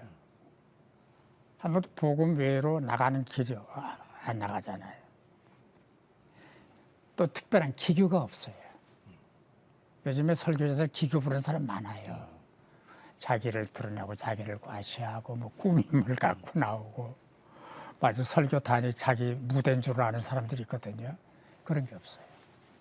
아주 담백한 설교를 하고 계시고 그리고 말씀드렸던 대로 말이 빨라 설교가 빨라요. 근데 최 목사님이 그 흉내내면 설교가 안 됩니다.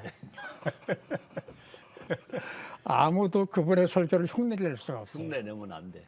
네. 흉내를 내도 안 되고 낼 수도 없고 근데 전달이 돼요. 그렇게 빠른데도 전달이 되는 거예요. 저는 설교를 들을 때마다 좀 독특한 설교를 하고 계신다. 감동을 받곤 했죠. 예. 조영기 목사님은 참 세계적으로도 큰 영향력을 행사하셨고 또 뭐 단일 교회로서는 세계 최대의 교회로 성장한 거 여의도 순복음 교회가 있지 않습니까? 그래서 여의도 순복음 교회를 중심으로 조영기 목사님의 목회 철학 또는 교회 운영 시스템 뭐 이런 것을 좀 우리 박종환 목사님께서 한번 좀 짚어주시죠. 저는 그분의 그 여의도 순복음교회 목회 현장에 관해서는 제가 반밖에 모르고요. 예. 우리 그분이 끼친 영향을 순복음교회 밖에 있는 사람들은 어떻게 받았을까? 이것도 좋은 이제 선교적 목회가 아닌가 싶은데요. 참고로 얘기 드리겠습니다. 1995년도에 제가 보기에는 굉장한 사건이 하나 있었습니다. 그 뭐냐면 아마 우리 시청자분들도 아실 텐데 에큐메니칼 진영에서 다 아시는 몰트만이라는 그 독일 교수가 있습니다. 예. 조영규 목사님하고 몰트만 교수하고요. 95년에 제가 좀 역할을 좀 했습니다만 두 분이 첫 만남을 가졌습니다. 대화 모임입니다. 거기서 사건이 무슨 사건이냐면 조 목사님과 몰트만 교수 사이에 하나의 성령운동파와 또 신학자 사이인데 대화가 어떻게 됐냐면 성령을 어떻게 경험했나가 출발이었습니다. 조 목사님은 나는 폐병에 걸려서 죽을 몸이었는데 관에서 건진받고 살아나왔다. 치유의 경험. 몰트만 교수가 나는 2차 대전 때 영국에 포로로 갔다가 포로 수용소에서 복음을 접하고 세계를 구원하시는 하나님의 복음을 처음 들었다. 예, 몰트만 교수는 전쟁 참화에서 성령의 역사를 만났고 신학을 공부하게 됐고 조영규 목사님은 폐병 걸려서 관에서 고침받아서 성령의 역사를 받고 목회자가 됐다. 이 두 분이요. 성령의 경험을 한 분은 영혼 구원에 육신 구원의 측면에서 또 한 분은 사회적 세계적 구원의 차원에서 성령 역사를 받았다. 두 분이요. 돌아가시기 전까지 교류하셨습니다.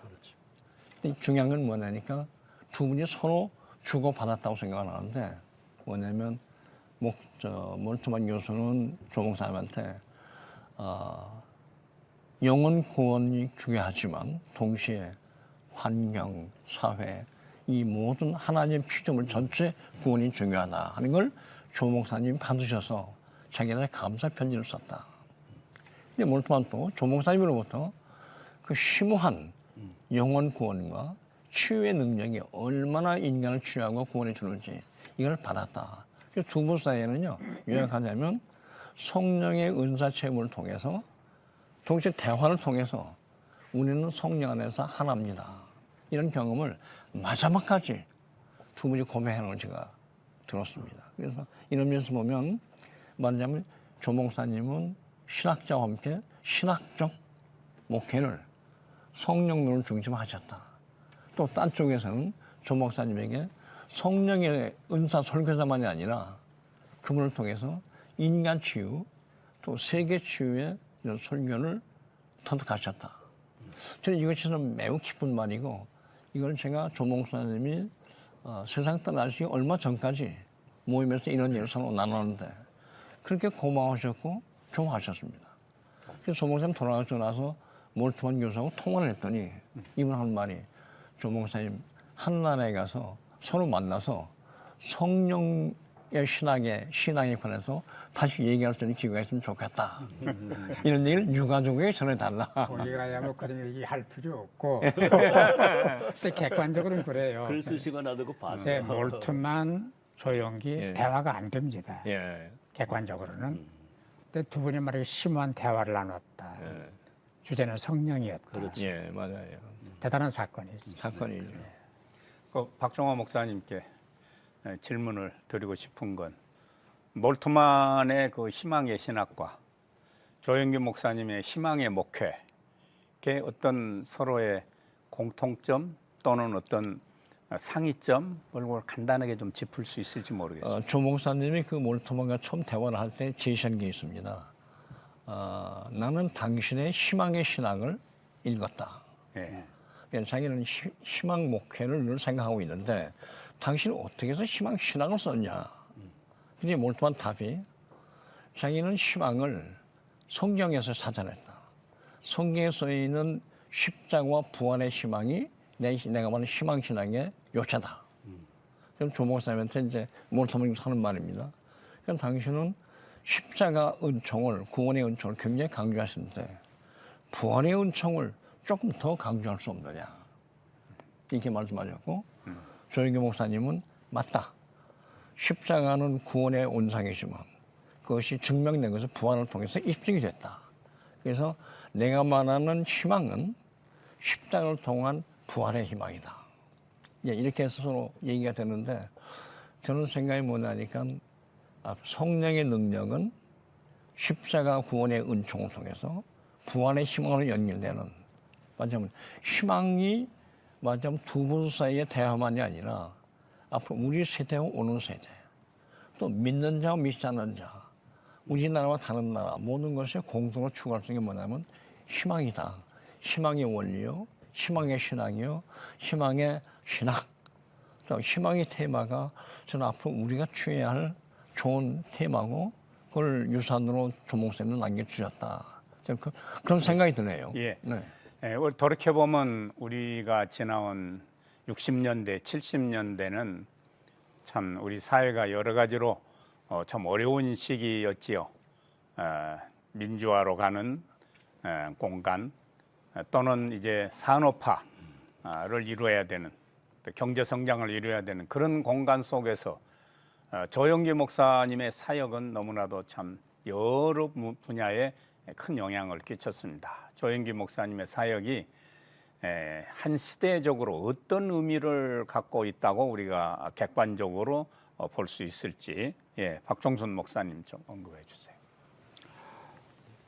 뭐 지구를 120바퀴 돌으셨다니까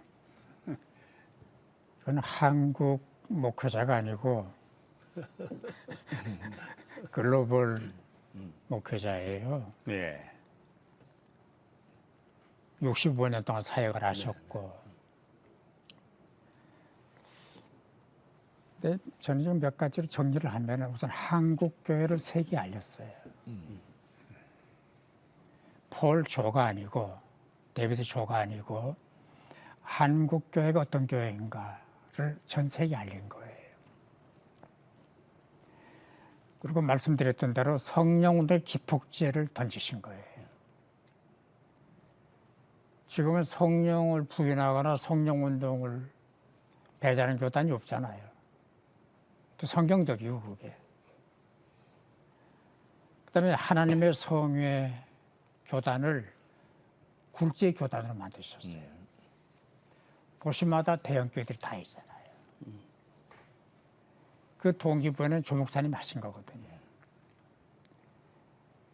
지원을 해주시고 또 뭐 개척 비용도 대시고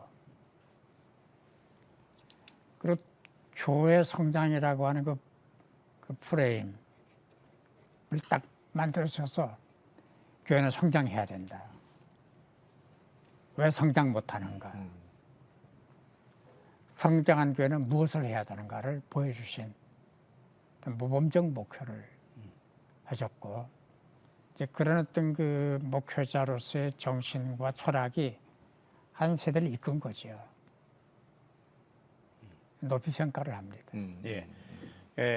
평양 심장병원 설립이라든지 또 국민일보 창간, 또 한세대학교 경영, 또 선교를 통한 해외 활동도 포함되지만 엘림 복지관이라든지 이렇게 교회 밖으로 사회적으로 여러 분야에서 여의도 순복음교회가 대형 교회로서의 다양한 그런 사역을 전개해 왔습니다. 그러니까 교회의 내향성 중요하지만 광역화된 외향성이 더 중요하다고 볼 수도 있죠.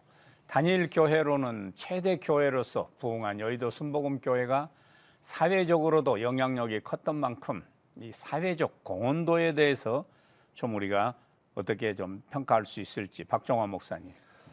저는 그 여러 가지가 있겠습니다만 그 중에서 제가 조금 개인적으로 관여하고 있으니까 말씀드리면 우리 박 목사님도 관여하셨고 여의도 순복음교회가 제일 큰 교회지만 한국에서 소위 언론을 통한 선교 이게 큰 획을 그으셨다. 말하자면 국민일보라는 신문이 있는데요. 이건 일간지가 아니고 그냥 기독교의 대변지라고 보면 좋을 것 같습니다. 사회적 대변인데 더 중요한 건 뭐냐면 조 목사님과 여의도 순복음교회가 일치 합력 노력해서 신문 하나를 만들었다. 이거 자체가 아니라 이 신문을 여의도 순복음교회의 신문이 아니고 또 어느 교단의 신문이 아니라 한국교회 전체의 목소리를 대변하는 신문으로 부상시켜서 혼납하셨다.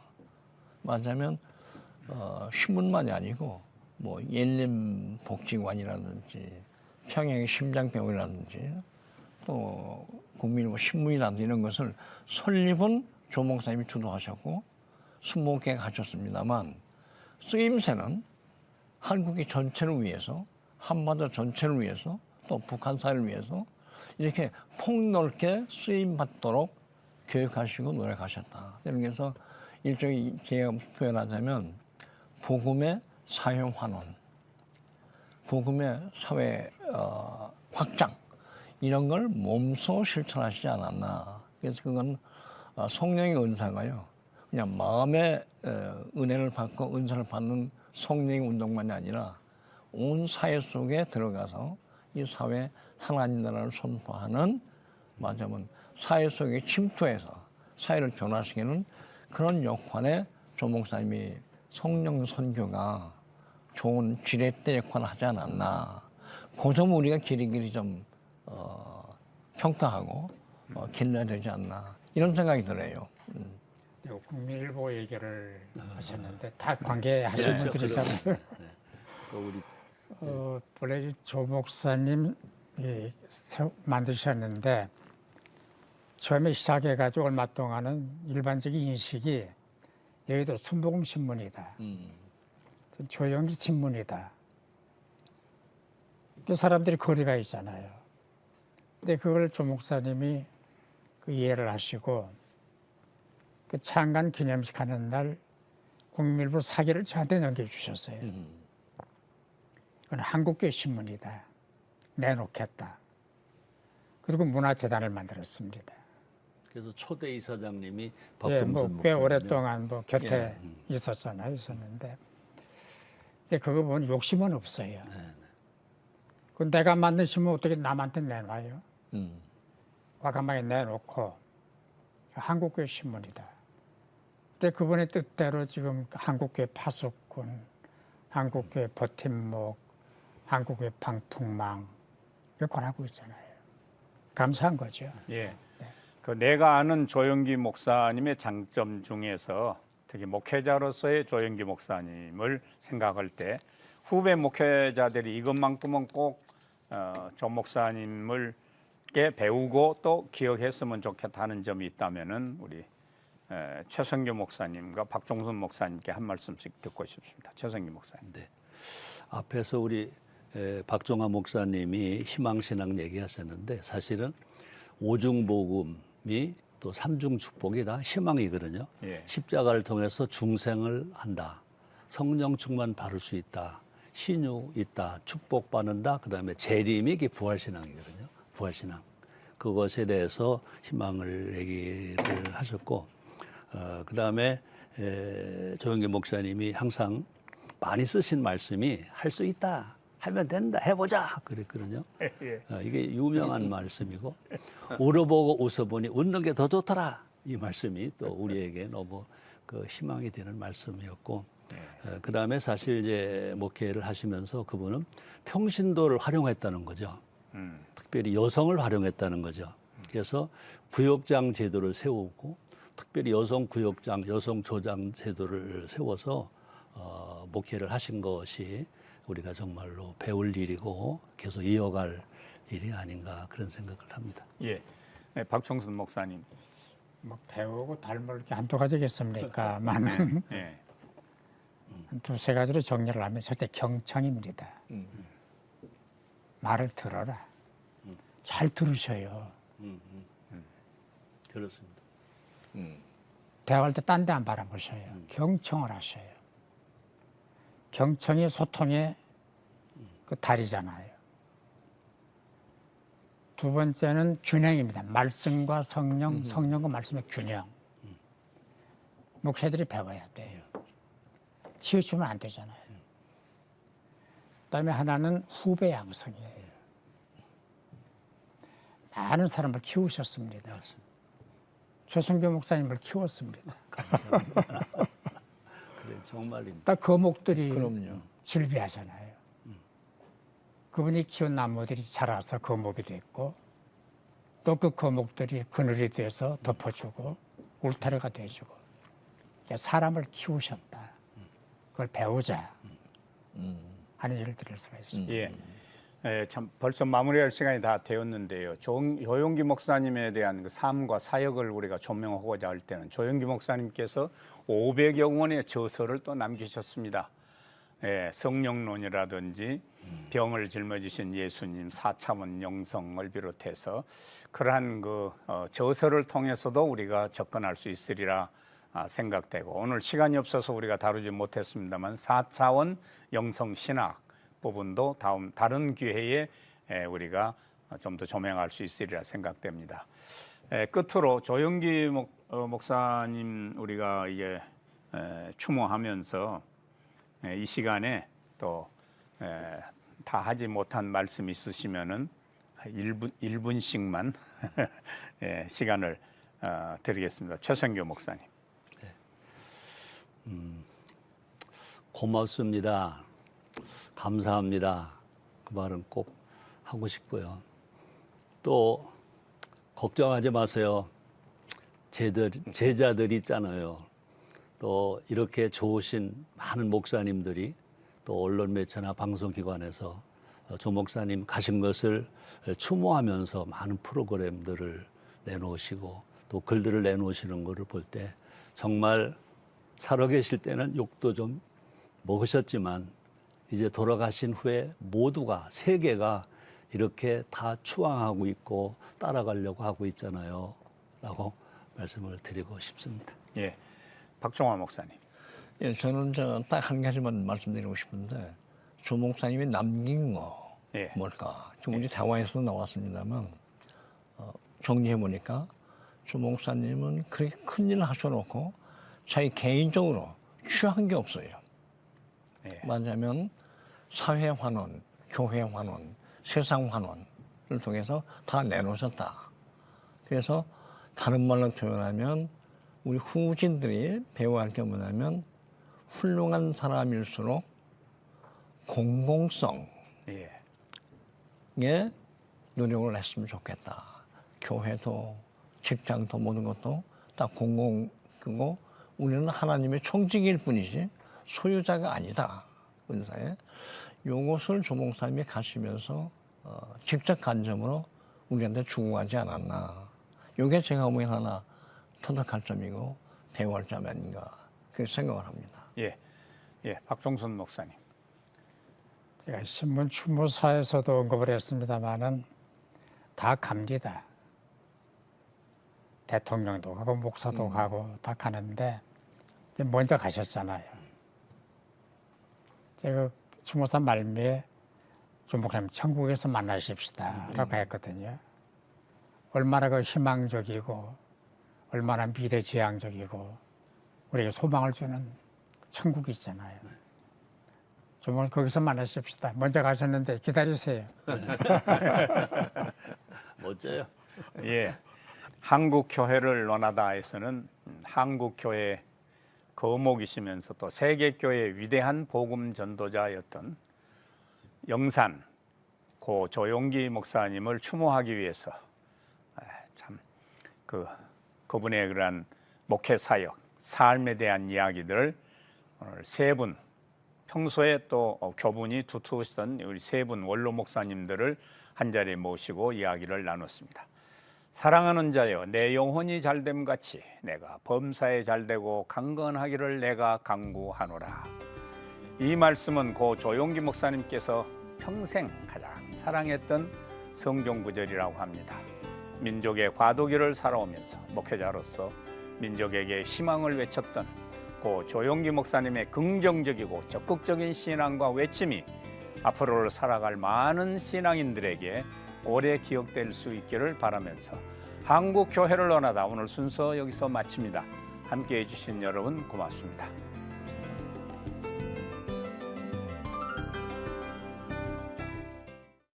이 프로그램은 여러분의 미디어 선교 후원으로 제작되었습니다. 선교는 사명, 후원은 동역. 당신도 복음을 전할 수 있습니다. 선교 후원 02-6333-1003번.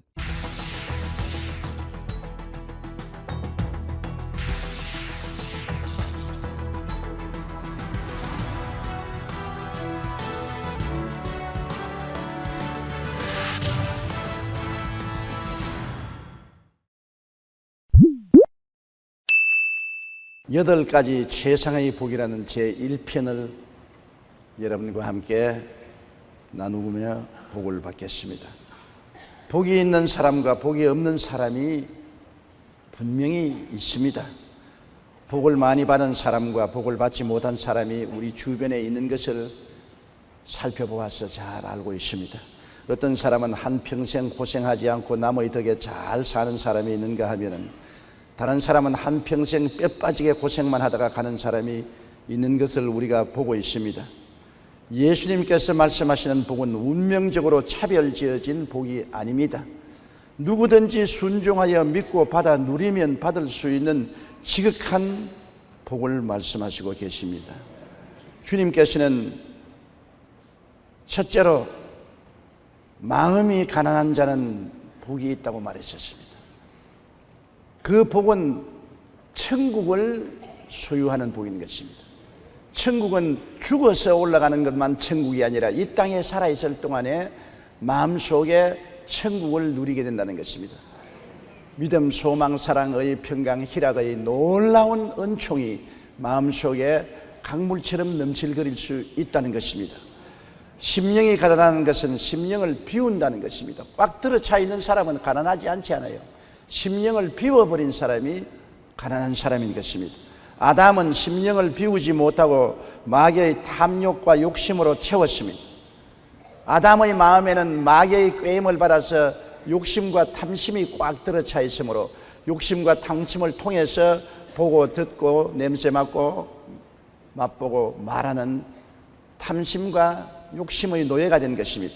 그는 그 결과 에덴의 낙원 속에 있으면서도 원망과 불평이 꽉 들어차고 선악과를 따먹고 하나님을 배반하고 천국을 잃어버리고 지옥의 노예가 되고 마른 것입니다. 그가 죽어서 지옥 가기 전에 이미 에덴 동산에서 쫓겨나고 그 마음속에 하늘나라가 떠난 그 심정에는 미움, 원한, 분노, 낙심, 좌절, 절망 등이 꽉 들어 찬 생지옥이 이루어지고 말은 것입니다. 예수님은 욕심과 탕심을 비운 마음을 가졌습니다. 마귀가 아무리 탐욕을 발동시켜 유혹하려고 해도 예수님은 요지부동이었었습니다. 왜냐하면 예수님은 마음속에 욕심과 탐심이 없기 때문에 아무리 마귀가 노크를 해도 문이 열리지 않습니다. 산이 없는데 고함을 쳐봤자 산울림이 되돌아오지 않습니다. 예수님의 마음속에 욕심과 탐심을 비워버리기 때문에 욕심과 탐심으로 마귀가 아무리 고함을 쳐도 메아리 쳐오지 않습니다. 예수님은 육신의 탐욕을 완전히 비워버린 것입니다. 40주 40야 금식하고 배가 얼마나 고팠습니까? 그때 마귀가 와서 내가 하나님의 아들이거든, 아들의 권능과 지위를 사용해서 돌을 떡으로 만들어 먹으라는 것입니다. 그 말은 무슨 말이냐면 하나님의 능력으로 수단과 방법을 가리지 말고 구복부터 먼저 채우라는 것입니다. 탐욕의 속삭거리는 음성인 것입니다. 그때 예수님께서 대답하여 이르시되 기록되었을 때 사람이 떡으로만 살 것이 아니요 하나님의 입으로부터 나오는 모든 말씀으로 살 것이라 하였느니라. 단호하게 주님께서 마귀의 탐욕을 거부한 것은 주님 속에 탐욕이 없었기 때문인 것입니다. 떡으로만 살지 않는다, 하나님의 말씀으로 살 것이라고 말했었습니다. 그러므로 마귀하고 통하지 않았었습니다. 마귀의 말에 메아리 쳐오는 음성이 없었습니다. 마귀는 예수님을 안목의 탐욕으로 유혹하려고 했습니다만 예수님은 지위나 명예를 탐하지 않았었습니다. 마귀는 말이를 너희 하나님의 아들의 권세와 위엄을 사용해서 명예를 얻어라, 높은 뾰충탑에 데리고 가서 뛰어내리라. 수많은 사람들이 바라보고 발에 돌이 부딪히지 않게 날씬하게 내려앉는 것을 보면 박수를 치고 너희의 명예와 영광을 돌릴 것이라고 꾀었습니다. 만일 내가 하나님의 아들이여든 뛰어내리라 기록하였을 때 그가 너를 위하여 그의 사자들을 명하시리니 그들이 손으로 너를 붙들어 발이 돌에 부딪히지 않게 하시리라고 성경까지 인용하면서 탐욕으로 주를 이끌었으나 주님 마음속에는 지위나 명예나 유명해지기를 원하는 탐욕이 없었습니다. 그러므로 거기에 메아리치지 않았었습니다. 예수께서 이르시되 또 기록하였을 때 주 너희 하나님을 시험하지 말라 하였느니라 하시니 마귀가 명예욕으로 예수님을 넘어뜨릴 수가 없었습니다. 마귀는 예수님을 높은 산 위에 올라가서 세상 부귀 영화를 다 보이면서 내게 절하면 이것을 내게 주겠다는 것입니다. 예수님의 마음속에 부귀 영화 공명을 원하는 탐욕과 욕심이 없었습니다. 그러므로 그 욕심을 가지고서 아무리 유혹해도 메아리치지 않습니다. 게임에 넘어가지 않습니다. 예수님은 사탄아 물러가라, 주 너 하나님만 섬기고 그에게만 절할 것이라고 하는 것입니다. 여러분, 마음속을 비워버린 사람에게는 아무리 세상 것을 가지고 욕심과 탕심으로 유혹해도 그 유혹에 넘어가지 아니하는 것입니다. 우리가 마음속에 세상 욕심과 탐심이 있으면 마귀는 욕심과 탕심을 가지고 우리를 유혹하는 것입니다. 마귀에게는 욕심과 탕심 이외에는 아무것도 없습니다. 아담과 하와도 욕심과 탐심으로 유혹했고 예수님도 욕심과 탐심으로 유혹했는데 아담은 마음을 비우지 못하고 예수님은 마음을 비웠었습니다. 그렇기 때문에 천국이 가득히 차 있어서 마귀의 세계가 들어올 수가 없었던 것입니다. 우리도 우리 마음의 탐심과 욕심을 비워버려야 되는데 어떻게 비워버립니까? 주님 앞에 나와서 회개와 통회와 자복으로 욕심과 탐심을 비워야 되는 것입니다. 회개하라, 천국이 가까워왔다는 말은 천국이 아무리 가까워도 마음에 세상의 욕심과 탐심이 꽉 들어 차 있으면 주님 나라가 들어올 틈이 없는 것입니다. 욕심과 탐심을 주님 앞에 회개하고 자복하고 성령의 도우심을 받아 비워버리면 그 속에 하나님이 들어오시고 예수님이 들어오시고 성령이 들어오시고 천국이 들어와서 마음을 점령할 수가 있는 것입니다. 욕심과 탐심이 있으면 그와 함께 염려, 근심, 불화, 초존, 절망이 마음속에 소용돌이 치는 것입니다. 욕심과 탐심을 비워버리고 천국이 들어오면 의와 평강과 희락, 믿음, 소망, 사랑이 충실하게 넘치게 되는 것입니다. 천냥지 차이 변화가 다가오게 되는 것입니다. 성경에는 욕심이 잉태되면 죄를 짓고 죄가 자라면 사망을 갖고 온다고 말한 것입니다. 욕심이 잉태되면 죄를 짓게 되는 것입니다. 죄는 정상적인 방법이 아닌 잘못된 방법으로 욕심을 채우려고 하는 것이 죄인 것입니다. 욕심이 생기면 죄를 짓게 되고 죄가 깊어지면 죽음이 다가오게 되는 것입니다. 에베소 4장 18절 19절에 그들의 총명이 어두워지고 그들 가운데 있는 무지함과 그들의 마음이 굳어짐으로 말미암아 하나님의 생명에서 떠나 있도다. 그들이 감각 없는 자가 되어 자신을 방탕에 방임하여 모든 더러운 것을 욕심으로 행한다고 말한 것입니다. 욕심이 들어오면 총명이 어두워지고 무지함과 마음이 굳어짐으로 말미암아 마귀의 종이 되고 마는 것입니다. 욕심과 탐심을 비우고 하늘나라와 하늘의를 구하면 천국이 우리 마음속에 가득하게 임하게 되는 것입니다. 야고보 1장 14절에 보면 오직 각 사람이 시험을 받는 것은 자기 욕심에 끌려 미혹됩니다. 욕심과 탐심이 있을 때 그게 끌려서 시험에 빠지고 미혹되지만은 욕심과 탐심을 회개와 자복으로서 비워버리고 하늘나라의 의와 영광을 구하면은 마음속에 성령으로 천국이 임하여 그렇게 마음속에 행복해질 수가 없는 것입니다. 여러분, 마음에 염려, 근심, 불안, 초조, 절망, 미움, 원한, 좌절이 꽉 들어찼으면 생지옥인 것입니다. 마음의 고통과 괴로움이 지옥같이 끓어오른 것입니다. 그러나 이것을 다 토해버리고 이것을 다 비워버리고 마음속에 의와 평강과 희락과 믿음, 소망, 사랑이 넘쳐나면 마음이 천국이 되는 것입니다. 천국이 여기 있다 저기 있다 못하리니 천국은 너희 안에 있느니라고. 죽어서 천당 가는 것이 아니라 살아있는 우리 마음속에 욕심과 탐심을 비워버리고 그리스도와 아버지 하나님을 모시면 천국이 들어와서 이 땅에서 마음의 천국을 누리게 되는 것입니다. 마음의 기쁨과 평안과 소망과 의와 영광이 넘치게 되면 얼마나 행복하게 되는지 모르는 것입니다. 행복은 우리 마음의 상태에 있지 환경에 있지 않습니다. 부귀영화 공명을 환경에 다 갖다 놓아도 마음이 지옥이 되어 있으면 결코 행복하지 않습니다. 아무리 어려운 처지에서도 마음이 천국이 있으면 행복하게 되는 것입니다. 여러분, 우리가 이 세상에 살면서 하나님의 택함을 받은 사람은 마음을 비우게 하기 위해서 시험과 환난을 당하게 하는 것입니다. 삶을 풍랑이 일어나면 욕심과 탐심의 짐을 부리게 되는 것입니다. 성경에 보면 지중해를 건너던 배들이 큰 풍랑을 만나면 배의 짐을 먼저 다 풀어서 바다에 던져버렸다는 것입니다. 풍랑을 만나면 짐을 불어야 배가 파손되지 않습니다. 우리도 인생을 살면서 삶의 풍랑을 만나면 짐을 부르게 되는 것입니다. 욕심과 탐심을 회개하고 자복하게 되고 주님 앞에 부르짖게 되면 주님의 나라가 우리 속에 임하게 되는 것입니다. 시편 119편 67절에 고난당하기 전에는 내가 그릇 행하였더니 이제는 주의 말씀을 지키나이라고 말한 것입니다. 에베소 4장 22절로 24절에 너희는 유혹의 욕심을 따라 썩어져가는 구습을 따르는 옛사람을 벗어버리고 오직 너희 심령이 새롭게 되어 하나님을 따라 의와 진리의 거룩함으로 지음을 받은 새 사람을 입어라. 새 사람을 입으면 좋겠는데 울어도 못하고 힘쓰도 못하고 애쓰도 못하는 것입니다. 인간의 힘으로 안 되니까 우리가 깨어지고 회개하고 욕심과 탐심을 자복하면 성령이 도와주셔서 우리 마음을 청소시켜 주시고 성령의 도움으로 말미암아 아버지와 아들이 우리 마음에 안주하여 계시고 천국이 우리 심령 속에 임하게 되는 것입니다. 마음이 가난한 자는 천국을 소유하는 복이 되는 것입니다. 마음의 탐욕과 욕심이 꽉 들어찬 자는 지옥을 마음속에 가지고 생지옥의 고통을 당하게 되는 것입니다.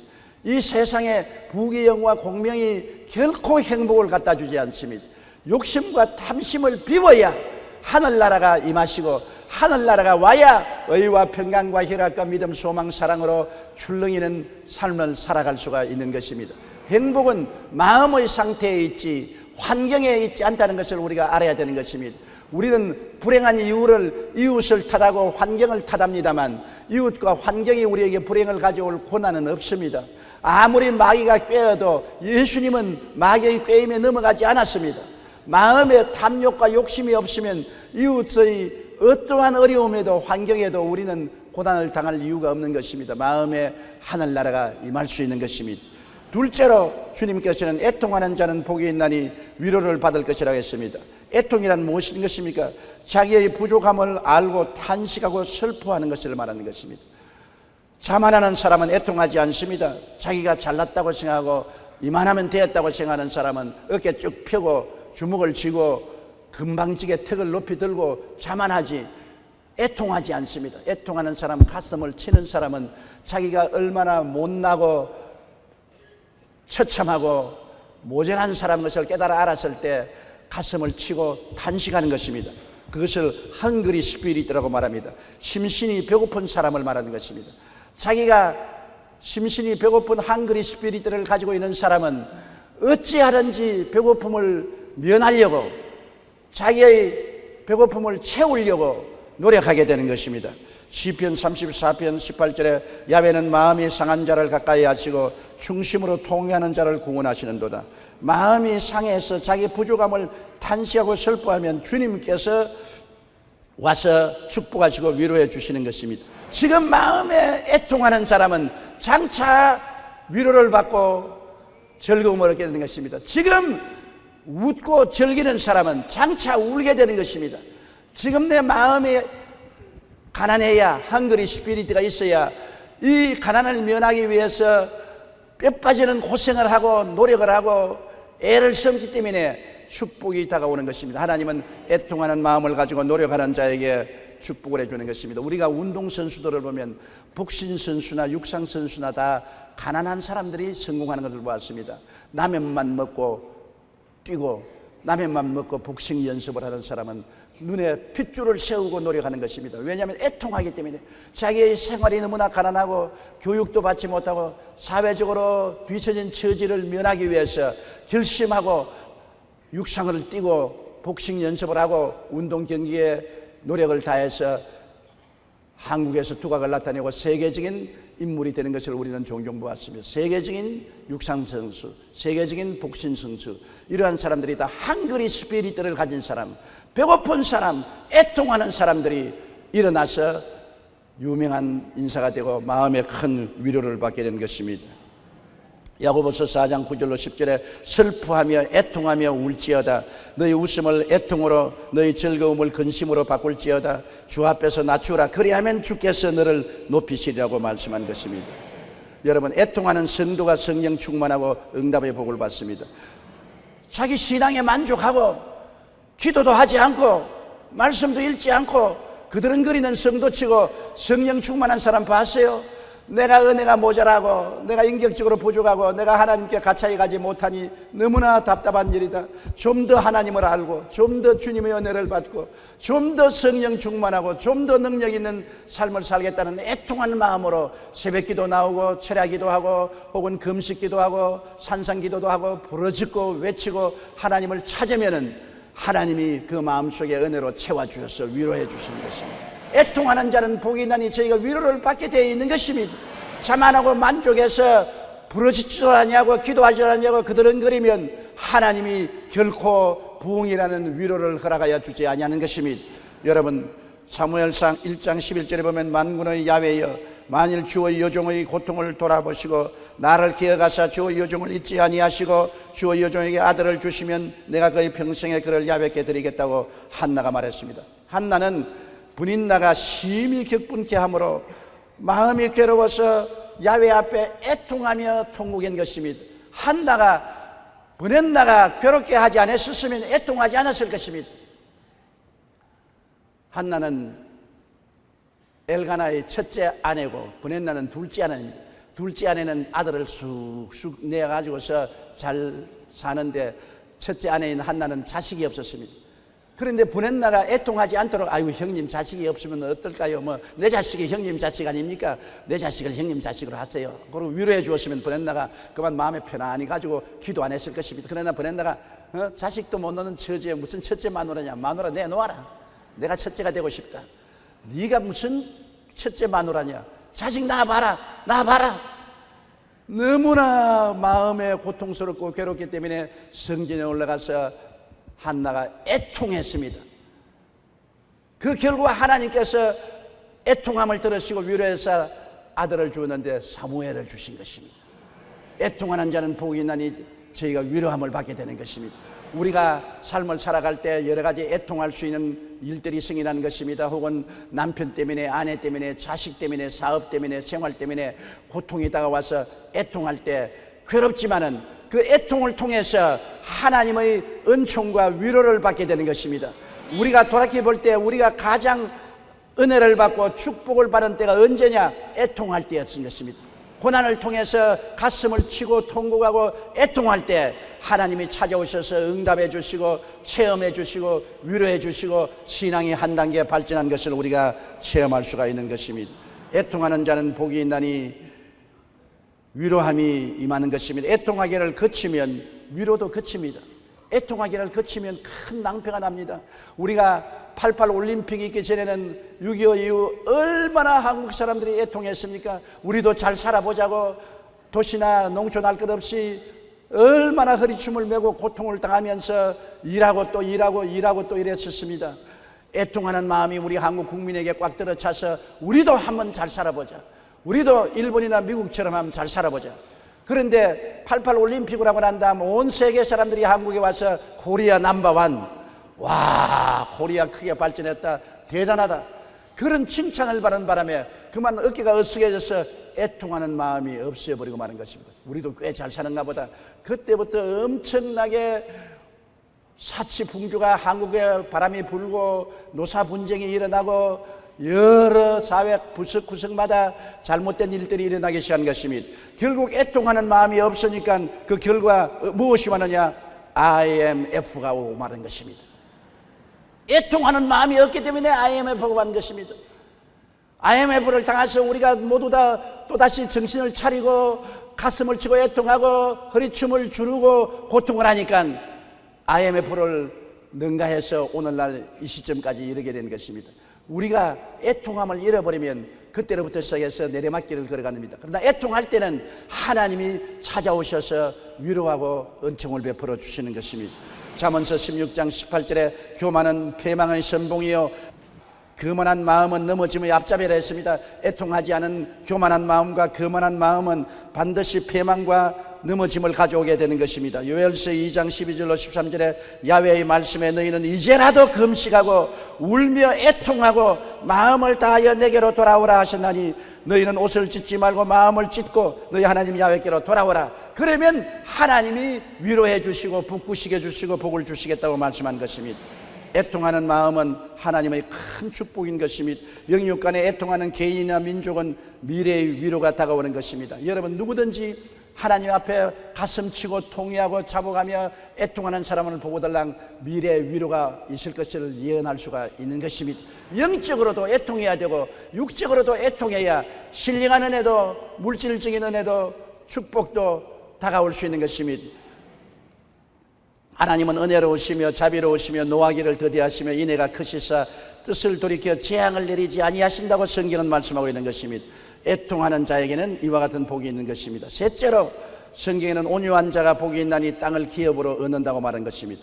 인간의 상식으로 생각하면 사납고 힘세고 무자비한 자가 폭력으로 땅을 차지할 것 같이 생각되는 것입니다.